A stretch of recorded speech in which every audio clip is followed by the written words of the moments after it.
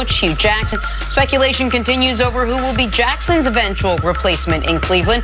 Former Packer, current Browns center J.C. Tretter says Mike McCarthy would do great as Baker's head coach. All right, a lot of names being swirled around. CC, you think Mike McCarthy would be a good fit for Baker? Yeah, I think Mike McCarthy would be a good fit, absent of Baker, because him and the general manager. You have continuity there. You have togetherness there. You have a belief system between the two of them, growing up in the Packers organization. So I'm not going to be just centered around the quarterback. All these head coaching jobs, we're going to talk about the quarterback. You need a lot of other things besides a quarterback. We got a lot of good quarterbacks. Well, in Green Bay, they got a good quarterback, right? They played 12 games, right? How many games they won? Four.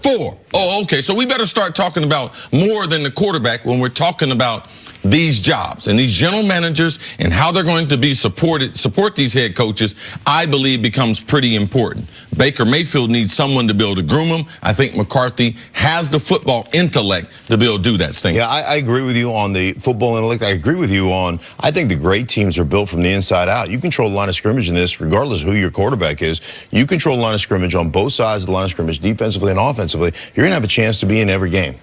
I mean, that's the way it goes. And that's the hardest thing right now. You talk about grooming quarterbacks coming out of college. I talk to general manager every week. You know what the harder thing is right now? Find an offensive lineman that can play. Yeah, so people looking at this Cleveland job, yeah, you might have your eyes on, man, Dorsey, I'd like to be able to work with him. Man, Baker Mayfield, like to be him. But Stink and I, we happen to be calling this game this week. I think Stink kind of likes that offensive line they got there. Well, there's no question, and I think that's the thing. You look at a football team, the guys that win, quarterbacks can get you so far. And obviously you want a guy that can erase a lot of mistakes, but you've got to have a complete football team. And I'm with you on the continuity, Dorsey, McCarthy, and I will tell you this about a coach sometimes. Sometimes when it comes to culture, you need an adult to come in. You know what I'm saying? And Mike McCarthy is an adult. Like, you need some of that balance. You need some of that discipline. You need some of that grinding. That's what Kansas City needed with Andy Reid. Right. Brought him in. You could see transition that organization, that offense immediately. Well, and listen, before we get to the specifics on the Cleveland Browns, Mike McCarthy, to your guys' point about you can't base your decision just on the quarterback and you need more than the quarterback. We know that the New Orleans Saints went 7-9, 3 straight years with Drew Brees. Right. A quarterback alone does not make you a championship team, but not having one can eliminate you no matter how good the rest of your team is. Like that is something, and that's why I think there is the extra emphasis on this, is that doesn't make you, but not having one absolutely can break you. The Nick Foles story notwithstanding, and some of the other things we've seen in recent years. Now, as far as the Cleveland Browns go, I was one of the people loudest saying I thought Mike McCarthy needed to go from Green Bay. I did not think he was the right fit for Green Bay. That does not mean he's not the right fit for Cleveland. Sometimes a coach that is a great coach to get you from A to B is not the best coach to keep you at B or get you from B to C. I think in Green Bay, either the message had gotten stale or it had run its course. Whatever it was, they needed a change. Well, they only got 2 players really been there the whole time. That's Aaron Rodgers and the kicker. So if the message got stale going to 2 people. You ain't even giving the kicker no speech.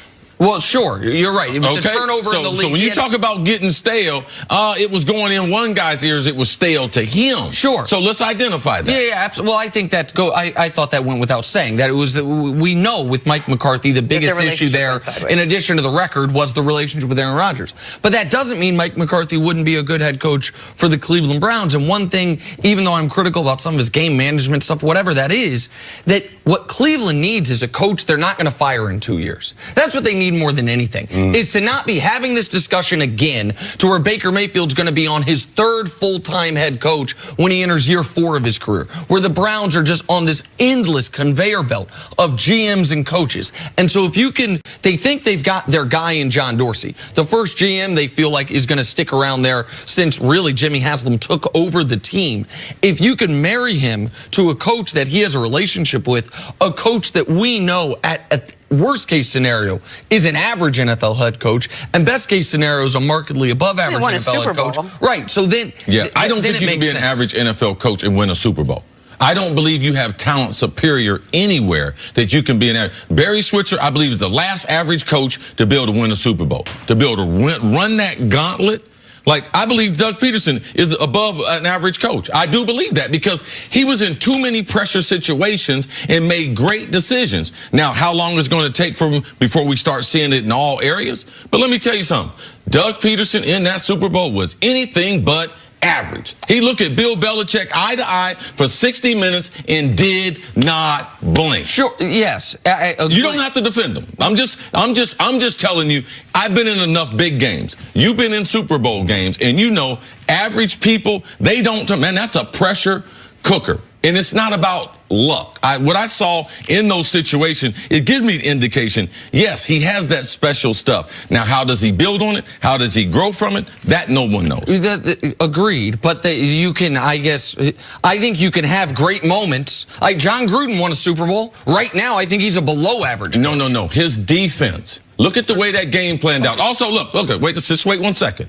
Before that Super Bowl, their center went AWOL. Yeah. They were going to win that Super Bowl, so don't tell John Gruden won himself a Super Bowl. Well, man, it was slanted in his favor. I mean, when they kicked the ball off. Sure, but again, I said the worst case scenario for Mike McCarthy is that he's average. I think that the best case scenario is markedly above average. The point is, what Cleveland needs is not a disaster. What Cleveland needs is not a coach that is going to be on the hot seat 20 games into his tenure, and McCarthy absolutely would not be in that position. Coach and a general manager that see the game the same way, that are in lockstep in their decisions on who they're going to put on this team and who they're going to surround Baker Mayfield with. That's really the goal there in Cleveland. And if they can get that done, you watch Cleveland, you look at them on film, they're an up-and-coming team. They're a much better team than they've been in past years. There's no question about that. All right, we got to the bottom of that one.